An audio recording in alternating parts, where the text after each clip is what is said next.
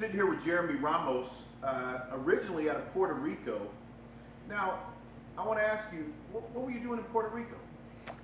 That's just my born place. My father was in the military, and we moved to Colorado Springs when I was 4 years old. So, grew up in Colorado Springs most of my life, born in Puerto Rico. Let me ask you a question. When did you start boxing? I started boxing at the age of 13. Wow. My dad had me and my brother boxing when we were 8 years old. People around the neighborhood, friends getting together, and I just used to train and different things like that. When I very first started boxing, my brother was the one that joined the boxing gym. One day, my dad came home with a flyer.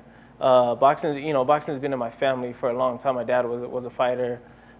His dad was a fighter. My grandpa, and it's been around for a long time. And when I was at the age of 13, he came home with a flyer, and he asked me and my brother if we wanted to join boxing. And we were like, hey, that sounds cool. This and that.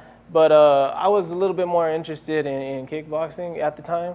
And the first day we went to the gym, my brother went to the boxing gym, I went to the kickboxing gym. We came home and we were sharing stories. Kickboxing gym was a little boring to me. And then I saw my brother all dressed, sweaty, and he was telling me his experience. And I started the next day. I went the next day with my brother, and I fell in love with it. Ever since, because it's always been around me. And I wasn't even gonna fight at first in boxing. I was just gonna train, and I saw belts laying around, trophies and different stuff like that. I got interested, and I started getting better in my progress, and I was like, hey, let's see how this goes, Who trains you right now? My dad, my father, actually, yep.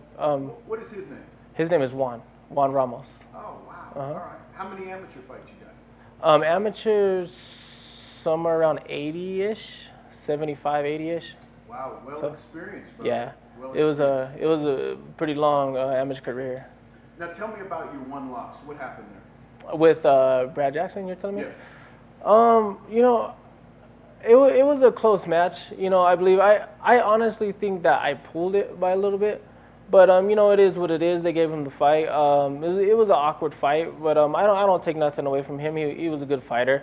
I felt like it could have went better. I probably could have opened up a little bit more, but maybe I was being a little bit too cautious. Because of the fights that he had in pro level and whatnot. I was just trying to be cautious and not make any mistakes. So I guess you could say maybe I was just being a little bit too cautious, but I gave it to him. Do you think your fight coming up here with Giovanni is probably something that you have the advantage, or do you think that he has the advantage?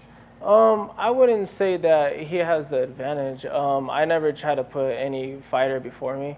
I always try to go in there with confidence and with a winner's mentality. So, but I know it's going to be a tough fight, but I feel like I'm well prepared. And you feel like this is a statement fight? You feel like this is a step up? What do you feel?